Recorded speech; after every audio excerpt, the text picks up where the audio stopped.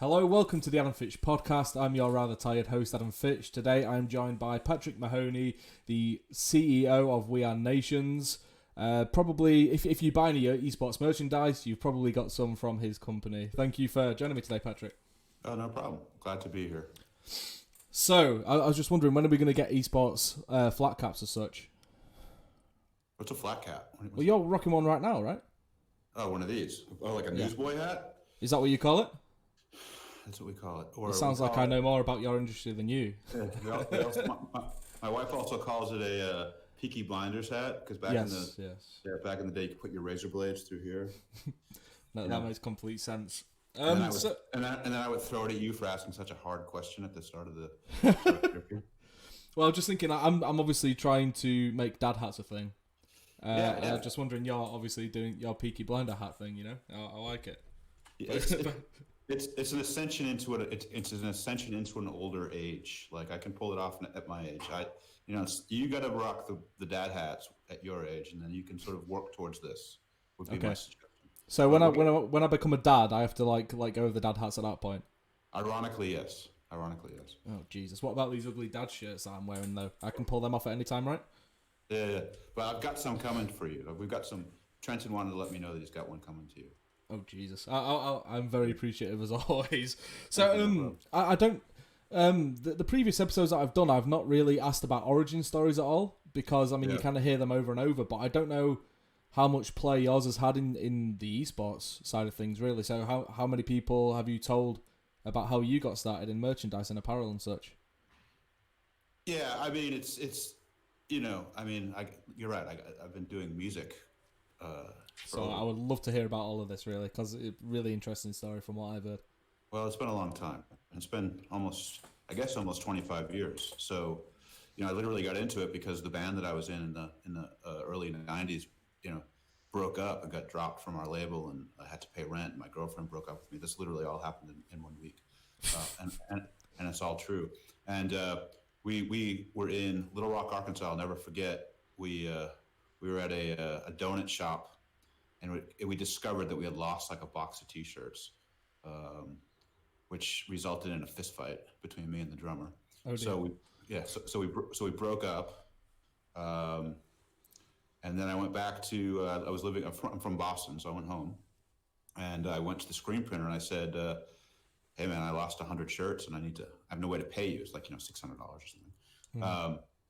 And so he gave me a job, and I cleaned screens in the screen room for a month or two, and I don't know, probably made $8 an hour or something like that. I kept 6 and he kept 2 or something like that, and I paid off the debt and never really left. I mean, I left the screen room, but never really left screen printing and merchandising. So, over the next sort of 25 years or 22 years, I guess, we sort of went to the screen room, and one of my first big clients was Oasis and Radiohead back then, and then moved on into sort of the metal years like Slipknot and Mudvayne and System of a Down, and most recently it's been things like Panic at the Disco and Fall Out Boy and Train, and the reason we started Nations was because we had been approached on the music side a couple of times to sell the business, and we ultimately decided not to. My partner, Chris Cornell, decided not to sell his share in the music business. So we wanted to find something else to do. So we discovered eSports through a venture capitalist, which is pretty ominous looking back, right? And when was this? What year was that when you discovered eSports? This would have been 15 okay. or no, 16. Sorry. Right. And we went to an event. We went to ESL Cologne, and not knowing anything about it, walked in and was just blown away. I mean, you had 15,000 kids. You had a top-notch production. It was quite international. I forget. It was, I don't remember who the teams were. I could probably figure it out, but it was like, it was like a Polish team and you could probably look this up, a Polish team and a Brazilian, I don't remember. Maybe a Russian team or something. Yeah. But it was the finals and we're just blown away. And CS:GO is the kind of game that you don't need to totally understand it to get it. At least get sucked in, right? I mean, so it was like just the perfect storm. And I think one of the things we realized is that a lot of the kids that were at the event there was an argument that there was the same kids that were going to our concerts, right? And so that there was a definitely, you sort of look for these baselines, like, okay, well, I don't necessarily understand what's going on here, but I understand how this market might work.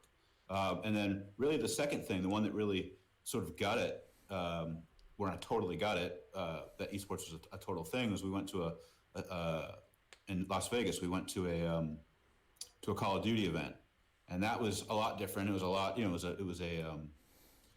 was pre-franchising event, just small, 2,000, 3,000 kids, and going on the Thursday or the Friday when the open brackets were going, and it was just 92 teams out of 100. You have the 8 teams, but of course you're going to sort of tell the story by Sunday, but there's 92 teams like going for those slots, and it's it's just kids. They were just kids, high school kids, young college kids, put their teams together on their own, got themselves to Vegas on their own, obviously practice on their own. I mean, they created these teams. It was rare DIY, and right away I was hit by this is what I used to do. It was just music. Instead of going to events in Las Vegas, we were booking our own tours, and instead of like going online and practicing, we were in a practice space and putting on our own tapes. Back then. But tapes exist. But it was really the same thing, just updated for years later, and that was just really a sort of a watershed moment, and I've always been supportive of DIY, and I've always been supportive of sort of new disruptive things, and I was lucky enough to be in music when sort of Nirvana broke, as they say, and that was a big watershed moment for the music industry, and it's happening again with esports, and I'm just really lucky that I get to do it twice. So we started Nations, and the first year was a disaster. Made a lot of mistakes, but you learn from your mistakes and you just keep going. And fast forward to now. I mean, most of the staff is a lot of the front-facing staff is more endemic, certainly younger, and they grew up with gaming more than I did. And we learn from each other every day. The thing about merchandising is that that's not changed. And the way we do it, the way we set up product ranges, the way we create e-commerce, the way we sort of market things across platform, the way we expand things into other territories, the way we start negotiating with retailers, which is a big thing for us next year. Those things have been the same more or less always. They're the best practices that get established a long time. So that I handle, and Alex, who's my COO, handle. We're sort of the older guys, but the rest of the front facing, all the commercial directors, e-commerce people, I mean, they're younger, they grew up with gaming, they get the culture a lot more, and we're like I said at the beginning of this, we're learning from each other every day, and that to me has been that's been the most rewarding thing. Yeah. So you say you started like 2015, 2016, right? How did you kind of perceive the whole apparel and merchandise side of esports at that point? I know you say pretty much everything's the same, but like, did you see a lot of areas where things were lacking, or things were more advanced than you expected, or? Well, I mean, it was the first thing we keyed in on was the jersey, right? I mean, that was the sort of differentiator. I remember walking around up and down the river, the Rhine River, before we went into the Cologne event. Chris and I, we started seeing these kids with these sort of interesting sublimated V-necks, and we're like, what are those? It's like literally that was like day one. So I mean, it was great that there was sort of a piece that identified with the sport already. I mean, that was good. I don't know if we've changed that much. I mean, we've played around with and continue to play around with fabrics, and of course it's getting a little bit more technical, and as data comes through and competition increases, I mean, I think you're going to see the jersey sort of it's going to sort of morph into a bit of a science experiment. I really do, which is great, because I think it validates the fact that it's a competitive sport. But that's, continues to be the sort of the emblem, the fan emblem, and it still continues to be by far our biggest seller. But what we've started to do is help teams identify their own personality. I mean, the thing about esports is every organization has a different personality. You've got some teams that are very much aligned with sports, you know, and you've got some teams that are very much aligned with say lifestyle brands, and you know our sort of our job is to go in and sort of pass those core pieces, performance pieces like the jersey, is sort of help them find a voice on the say casual side, or the you know any merchandise beyond the jersey, and that's just something we do from team to team. Okay, well, I'm actually curious to say I know absolutely nothing about how deals work and such. So you enter the scene, right? And how do you go about approaching a team or a league or events operator, whichever company it may be, and say, look, we want to produce for you. We haven't done anything in esports yet. Like, how do you get that kind of conversation started, and how does it transition into a deal being done, and then you handling that side of their business going forward? Well, you sort of fake it till you make it, right? like the first couple teams we did, we didn't know what we were doing, and we just pitched them and learned as quick as we could. And like I said, it didn't go great, and they know who they are, so I apologize again. But like I said, we learned quickly, and the thing is, the trick for us, I think, was sort of identify what was the same, right? So manufacturing apparel is roughly the same. If I'm making a sublimated piece for esports, or I'm making a sublimated piece for anything else, sort of active wear piece, it's roughly the same process. I mean, your patterns change, your fits change, your things like that are different, but that's normal, and that exists anyways. So go with what you know. And to answer your question specifically, I always saw this as a sport. From day one, I got it. Like when someone told me that they had tested in a university study, muscle reaction or reaction time, and this particular player had scored third or fourth in 100.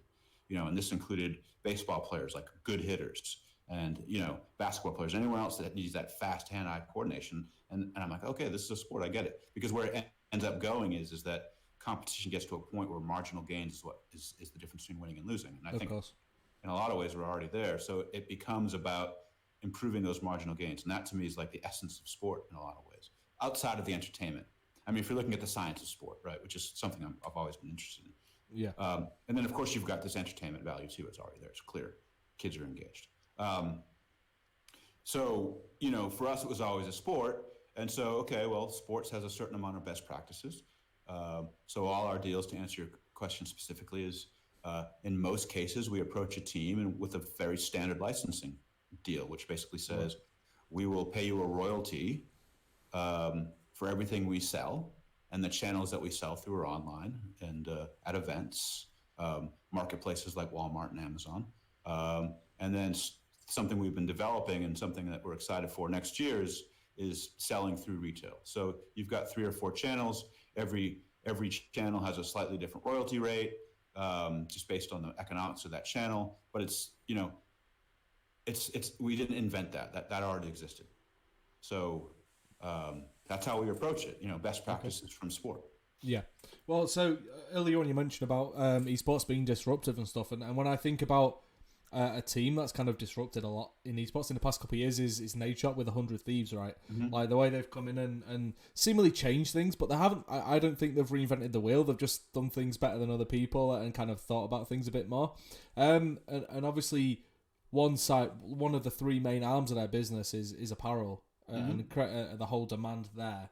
Mm-hmm. You even saw when they first came out with the LCS jerseys, for example, it was obviously very different from the other jerseys out there. How disruptive do you think like 100 Thieves has actually been, and how well do you think they're doing on that side of things, on the whole apparel merchandise side? I mean, my guess would be that 100 Thieves from day one knew that they wanted to take a different path. Yeah. Right? And so if you look at other brands, and culturally relevant brands or lifestyle brands, they're always based on something. I grew up during surf and skate. I mean, that was obviously, those were my brands.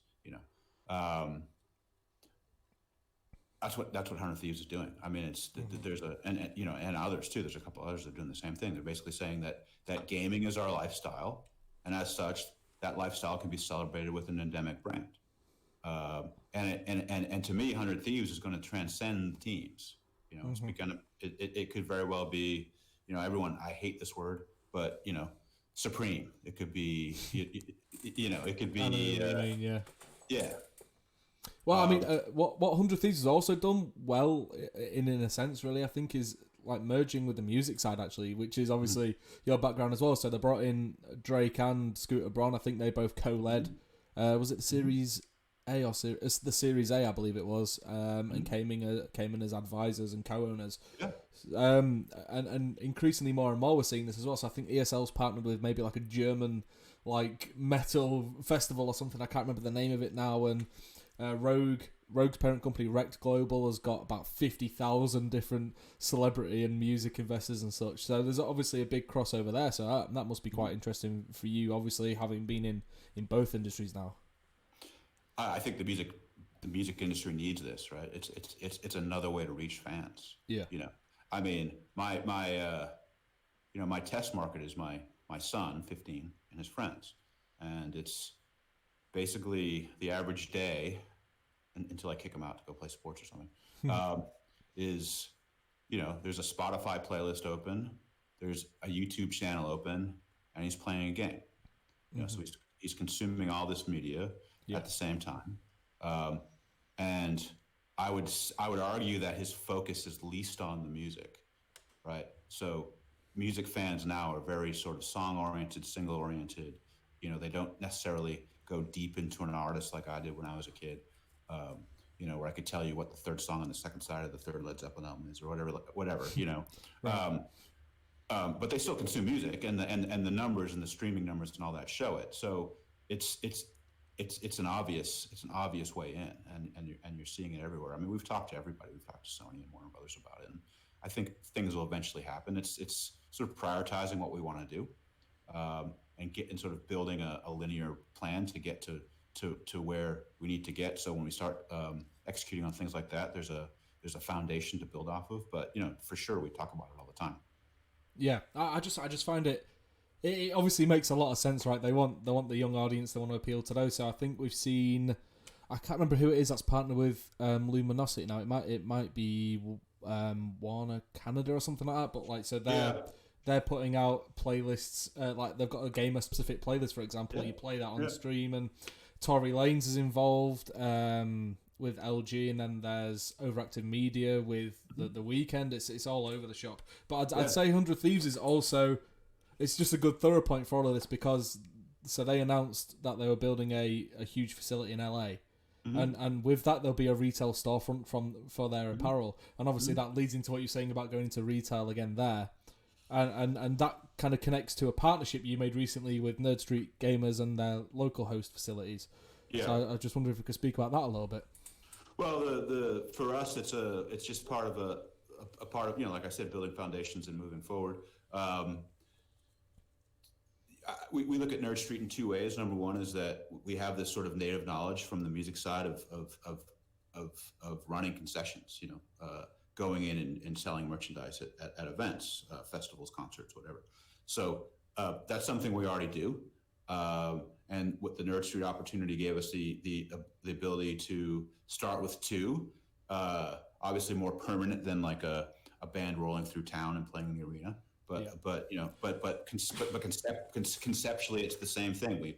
We put in product, we sell that product, and we split proceeds with Nerd Street, just like any other concession would work. And we hope to roll that out next year with them. But my ultimate goal there really is to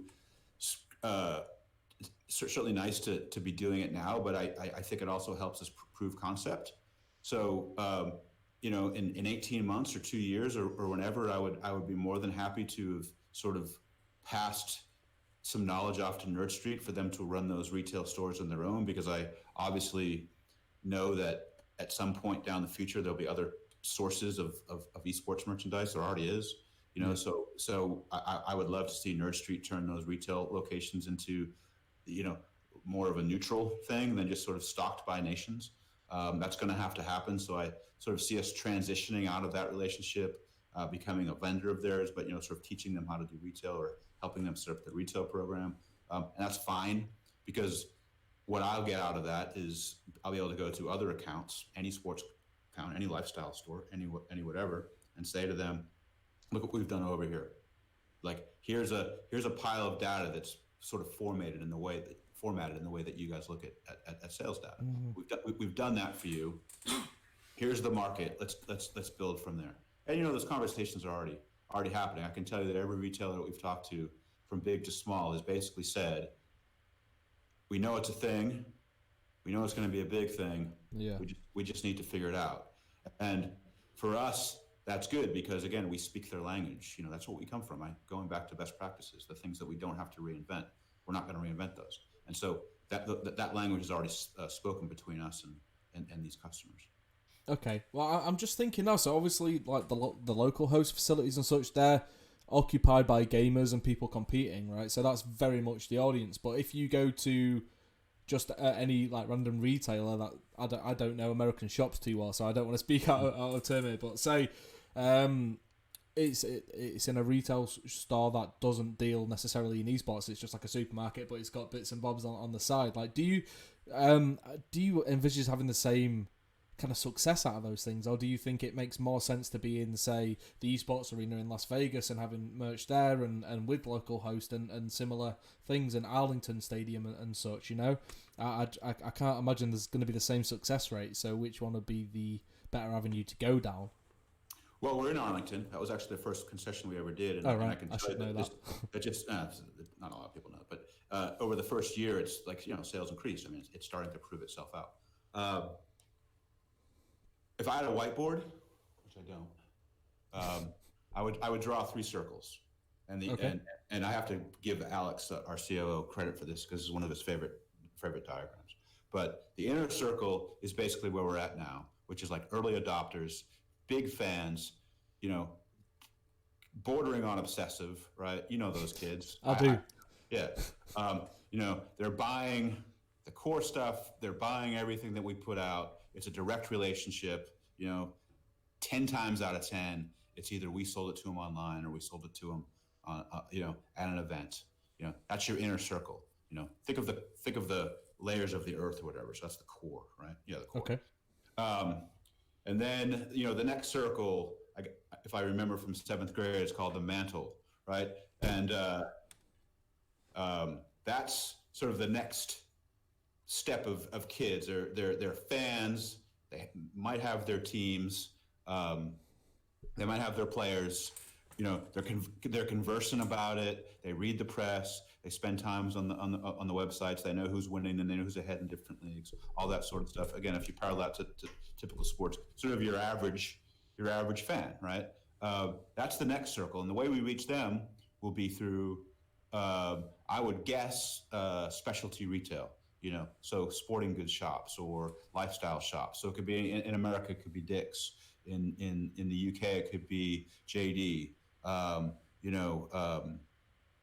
There's stores like Zoomies and Tilly's and Urban Outfitters here in the US, and equivalents in Europe, of course. That's sort of your second circle, and that's good fans. Like I would consider that's where I'm at with regular sports. Like I love football, your football, not our football. Okay. And I know enough about it to talk about it to be in that circle. Okay. What's your team, by the way? Chelsea. Okay. Is this over? Is this over? No. I've just lost a little bit of respect.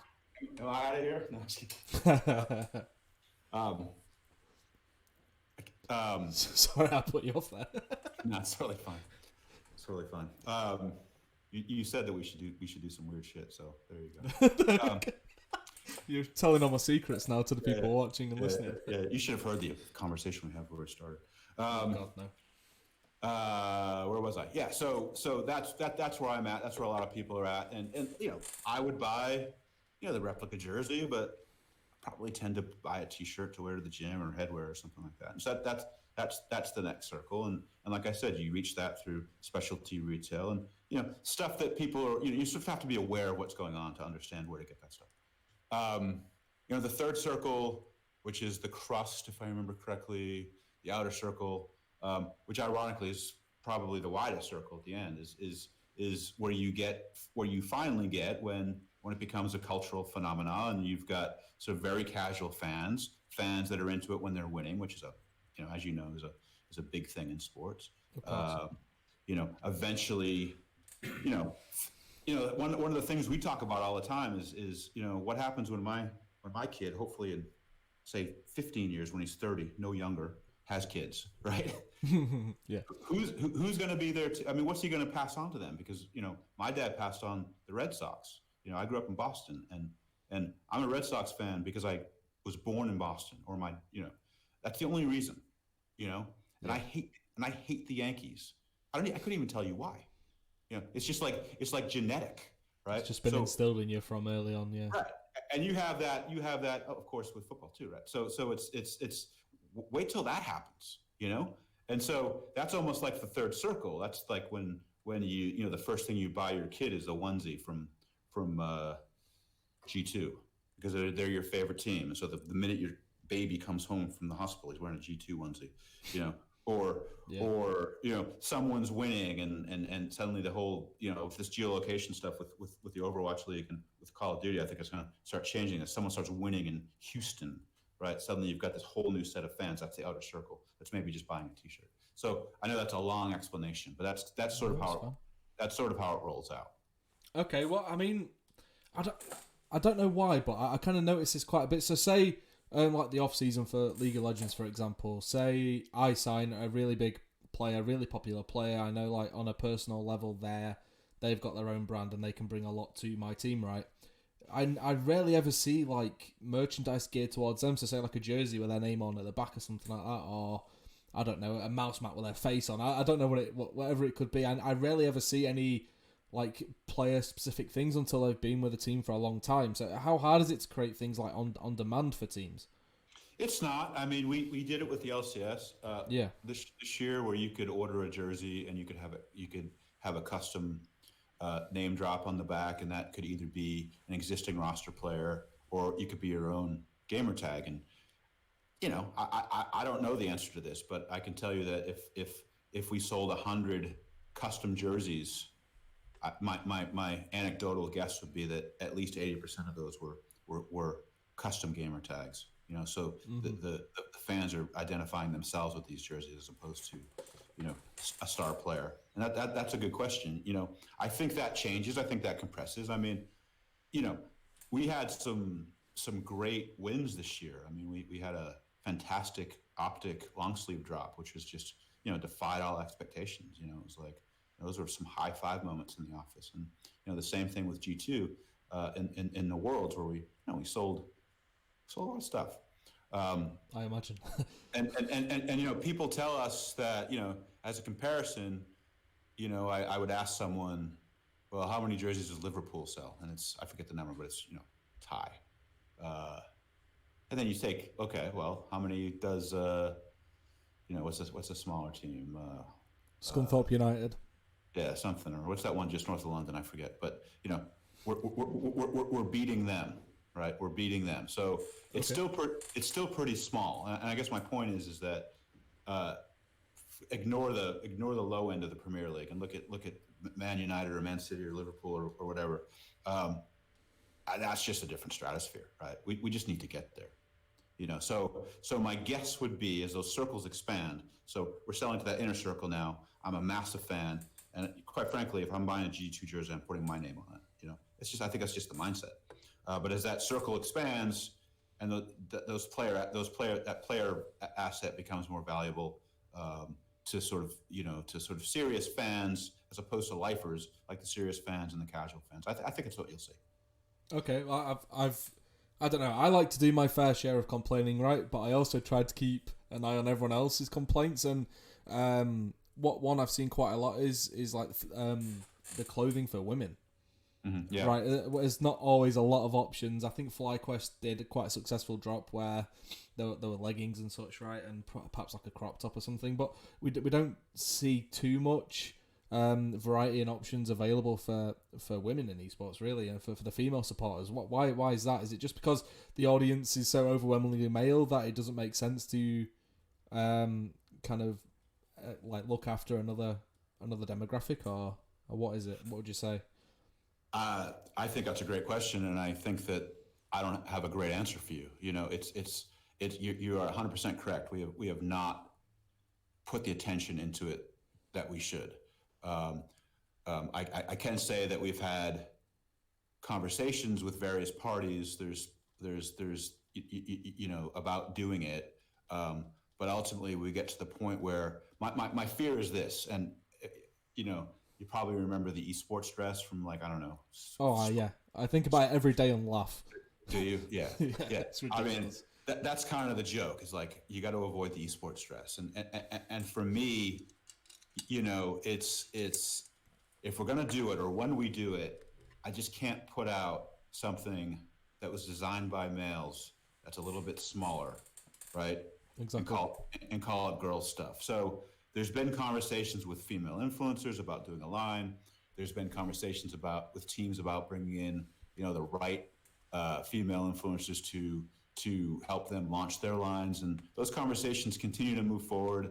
It's one of the things that I wish was moving faster. It's not, but it's something we are talking about. But I mean, I think the takeaway I'd want your listeners to hear on that question is that, you know, we feel it's very important that we get it right, and it has to be authentic, and it has to be, you know, done with the right intentions. You know, again, going back to my branding and surf and skate, it's like, you know, people were probably aware that, you know, Quicksilver ultimately started Roxy, right? And that was very, very successful because it was, you know, essentially designed for women, specifically. Yeah, and I wouldn't say it's like a problem just with nations. I think it's kind of like wide across the industry. It's not just down to one party not pulling their weight or anything, you know. Yeah. But it's just obviously having you here, I need to ask about it. So no, I'm not placing all of the blame on yourself. But yeah, I find it strange how we're almost in 2020. We know full well that women are into esports and into gaming, right? Obviously, more and more it's happening, and people and they're getting interested. But I just found it strange how it's never been. I don't know. It's never been adopted. Like you launch a male line, you don't launch a female line until perhaps later on, like with FlyQuest, and that's when there's only a lot of demand. And I mean, I think Fanatics, when they took over the Overwatch League stuff, I think there was a lot of complaints there. Sorry to bring up a potential competitor or anything, but you know, and there were a lot of. At first, when it was announced, it's like, right, okay, cool, we've got an established party that's going to come in and really do things properly, and we quickly see that wasn't the case. And then I think that was supposed to be an exclusive deal, right? But then like Ultimate came in and ended up creating some merchandise as well.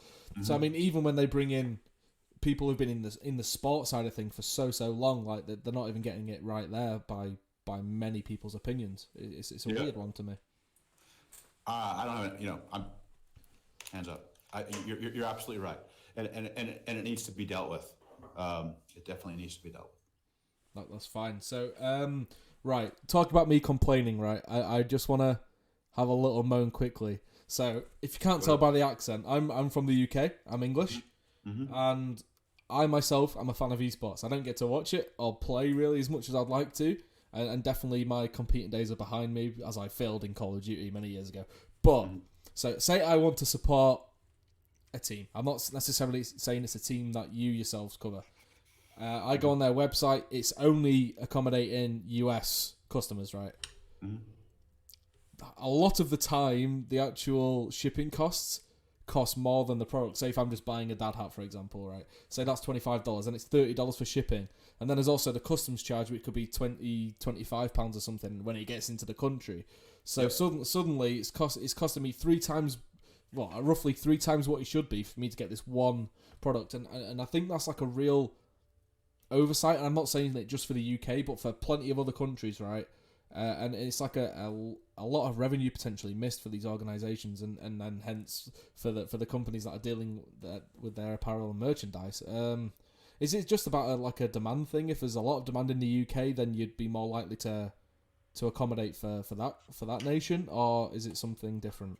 Am I allowed to plug my own company now? You do you. I mean, yes, of course. Okay, so that we identified that right away, and again, going back to best practices, we were already doing that. I mean, I've had sub companies in other territories for ages, and those sub companies in most cases were established, you know, in the past to handle e-commerce. Mm-hmm. So there is a demand thing. I mean, I've got teams that I just can't justify necessarily a US team that I can't necessarily justify setting up an EU based web store, and of course vice versa. But someone like G2, for example, there's a US store and there's a EU based store, and the US store takes US dollars, it ships from the US, and there's localized customer service, localized returns. Right down to data protection laws are localized. And then the exact same thing exists in the EU. Localized currencies, localized shipping and handling, localized customer service, and all the other things we have to do with GDPR or whatever are handled. And that's the way that's the answer, right? I mean, that's the way you've got to do it. And so, the downside to that is it can be expensive, and and there's a admin task to setting up a foreign subsidiary. I mean, it takes we have to pay VAT, and we have to jump through all these hoops in the UK with compliance, and opening a bank account as a foreigner is a pain in the ass, and like those are all the things that go with it. And the average single team's probably not going to do that. Yeah. So that's the answer. I mean, we do like Cloud9's a good example where we actually in the last couple of months have opened up their European only store. So they handle the US themselves, and they sent us a bunch of product, and we distribute it for them in Europe. And that happened around the time they did their Puma deal or launched their Puma stuff. So that's been pretty successful. I've been pretty happy with the sales, and I think they have been too. So that is an option. So here's the plug. If you need a European store, nations can do it. There you go. So yeah, go to them, because I can admit, like when I bought a Optic hat, I think it was there was an EU store there, and it was fine. But yeah, I'm trying to think of the teams in specific that I've had problems with. I think maybe like FaZe Clan. I was looking at a hat. I think maybe Team Liquid. I don't know. It's just it was a lot more common than I thought it would be. I just thought, okay, they're going to supply Europe, but no, it's like, yeah, they will, but if you're willing to pay absolutely through your ass just for it to be delivered, so I just end up not spending my money, and which is probably a good idea anyway, but I shouldn't spend so much on hats. But I mean, if I could, I would literally empty my bank account each month just on more of these to keep me bald head warm, but it's just not available all the time, I mean, look, Liquid's a global brand. FaZe Clan's a global brand, and I agree. And look, I mean, it's obviously I have some skin in this game, but that's what we're here to do. I mean, the one thing you need to understand about nations, or people need to understand about nations, is we don't necessarily have plans to be a brand. I don't think you'll ever see nations branded stuff. We're not trying to create a lifestyle brand. We're trying to create a sports merchandise company for esports, and that really comes with sort of an a la carte menu. If you need us to do this, and this, but not this, that's totally cool. And B, it's pretty much white label. I'm not co-branding my every jersey with a big nations logo on here. Mm-hmm. That doesn't happen. It's all white label. And that's where that's our lane. When we get into branding, which I'll actually be able to announce a deal pretty soon. Okay. It'll be through partnership with an existing brand.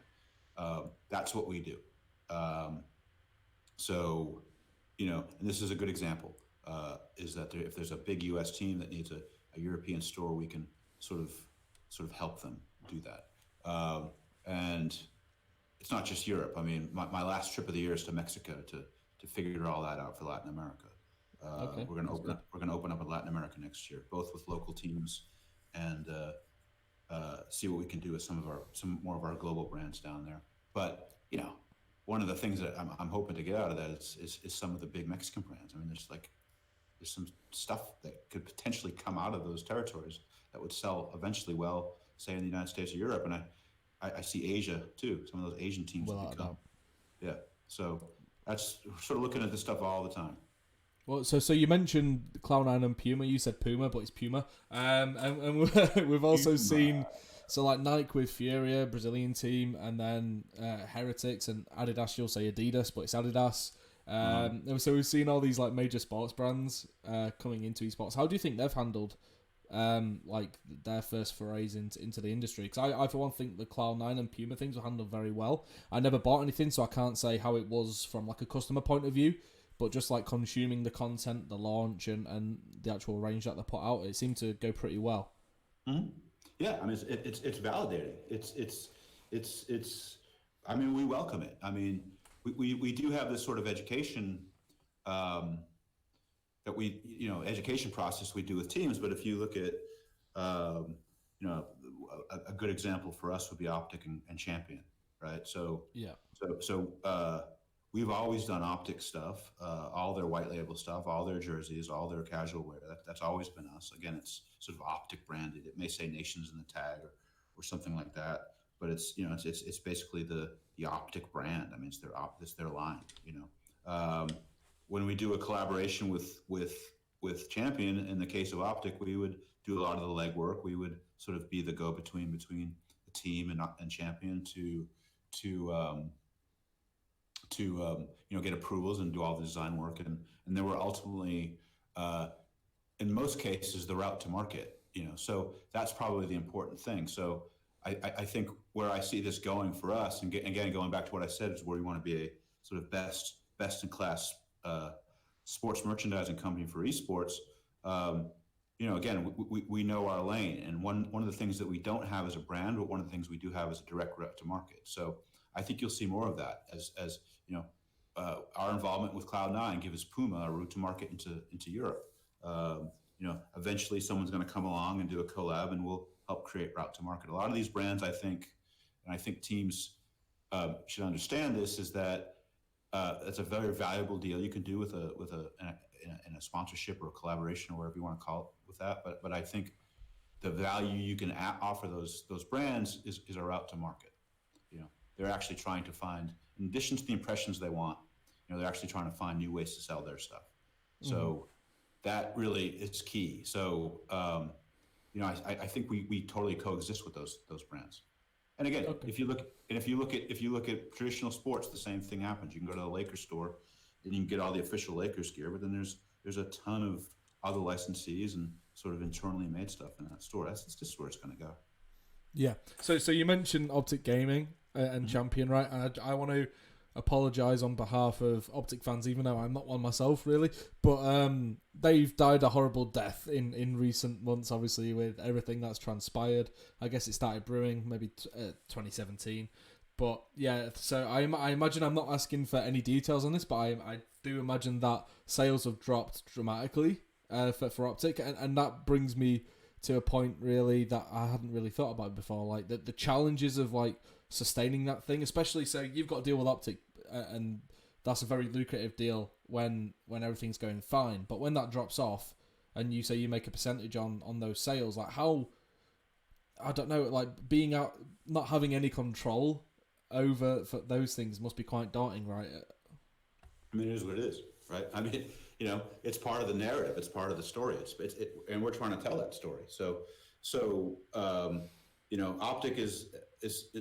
Optic has been really good to me.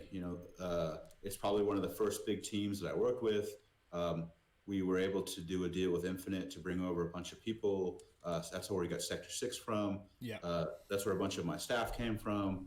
I'm very close to Chris Chaney. I mean, it's always been a good relationship, and it continues to be, as they've moved into the Immortals. In fact, I signed it yesterday. It's been countersigned. So we've extended our deal with Optic plus the Immortals, and we have. You've got it here first, an Adam Fitch podcast exclusive. Yeah, I signed that yesterday. And look, I mean, it's I'm a fan, and we'll see what happens. But I can tell you who my Call of Duty team is. It's Optic, Even now. Yeah, it's gonna be, because that's where my loyalty stands. That's where it comes from. And so, I think they've got to go win. You got to go win. But if they do, I think it's gonna work. Okay. That's fair enough. Yeah, I was just thinking about, like, obviously it being out of your hands, how popular they are, and say if they start losing in the season, and obviously they haven't got Hector and Scump and Crimsix now. Like that's a lot of potential sales like down the drain. But don't forget, I mean, it's been 25 years of sort of depending on other people, right? I mean, the one thing I haven't done yet in my career is actually owned a brand, right? So I've never necessarily been in control of my IP. So, you know, I've had bands break up. I've had bands cancel tours.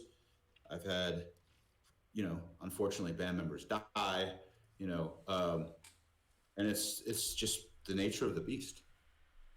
Yeah, it sucks, but it is what it is. So I've got a very serious question here. Very, very serious. So how do I... It means it's not serious. No, it means it's very serious. How do I get Adam Fitch merchandise sorted with yourselves? What do I need to do to make that happen? It's exclusively a dad hat line. Send me a vector file. And that's it. That's it. It's magic. It's just magic. It's just a special kind of magic. So like in a lot of instances in esports, I don't really need to enter a deal properly. We'll just operate on word and we'll be fine that way, right? And everything will be favourable and no one will get fucked over or anything. Everything will be great. Yes. No, why am I pausing? I'm not pausing because I'm going to rip you off. I'm pausing because I'm trying to decide if I should tell you the truth. I'll tell you the truth. There are hundreds and hundreds of sort of print-on-demand services that'll do a way better job than I'll ever do. Why better? Because we've set up for a certain sort of scale, certain sort of minimums, certain sort, a lot of our product is destined for a customer as opposed to sort of custom work. We can do it, but I know this sounds sort of weird, but a lot of times I know what I'm good at, and maybe doing small runs of things isn't what we're necessarily good at. And since I love you so much, since you got me that aspirin at ESI, I forgot about that. I had a wicked headache. I'm gonna tell you that's the way to go. I mean, I remember being, and it goes back to 20 years ago when I was on a CMJ, which is a old college radio thing back in the old days when college radio was a thing, and they would have these panels on merchandise, and you'd have 4 people from 4 different music merchandise companies, and when CDs were selling and the money was flowing, and it was just a great industry back in the 90s, and our egos were bigger than the Mount Everest, all of us. There's like 4 Mount Everest sitting next to each other, and we get in these huge arguments about nothing, about total bullshit, right? Like just music industry ego fueled arguments.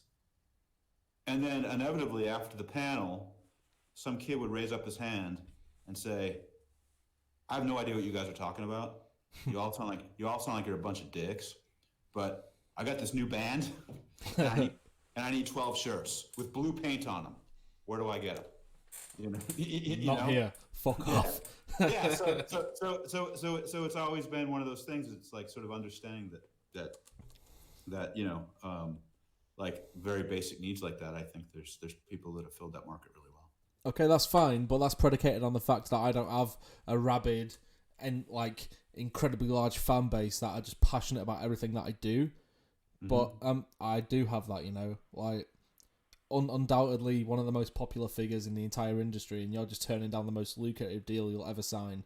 But I mean, that's your loss. I'll go to Teespring or whatever the latest thing is. I don't know, and I will get Adam Fitch dad hats there, and I will watch sales just absolutely fly in, and then I will call you and just laugh, and you'll know what's what. In the time you've asked that question, we've already built your Shopify store. You just need to approve it. Oh, I wouldn't run it myself. That's the thing. I'd need you to run that. So. But in all seriousness, yeah, of course I'll make you some hats. Okay. In all seriousness, I was taking a piss, but I appreciate the sentiment. I know. No, I just think it's important that people understand that. Oh, of course. That's one of the reasons we bought Sector 6 is because they serve a very specific market. And that's more like amateur teams, right? Sector 6. Yeah, and prior to that, we would try to do that because you never want to turn down business. Okay. And we just end up disappointing people, Right. Yeah, well, you don't really want to do that. But I do enough of that as it is, so yeah, I shouldn't really start getting to the merch business myself. So I've got one more thing I kind of want to talk about quickly, and then we'll wrap things up because I've taken a lot of your time up. So what would you say needs to what's the one thing that needs to change the most in your side of the business? What's one thing that needs to change so things can be better altogether? If there is anything, or is everything just rosy and perfect at the moment? You know, again, we're just trying to educate teams what our role is, you know, and you know, there's a lot of teams out there that do a really good job with their internal merchandise. I mean, someone like Liquid runs a great operation. Someone like Cloud9 runs a great operation. You know, with Cloud9, for example, though, we've been able to identify certain parts of their business where it's better for them to outsource it to someone like us. I think that will continue.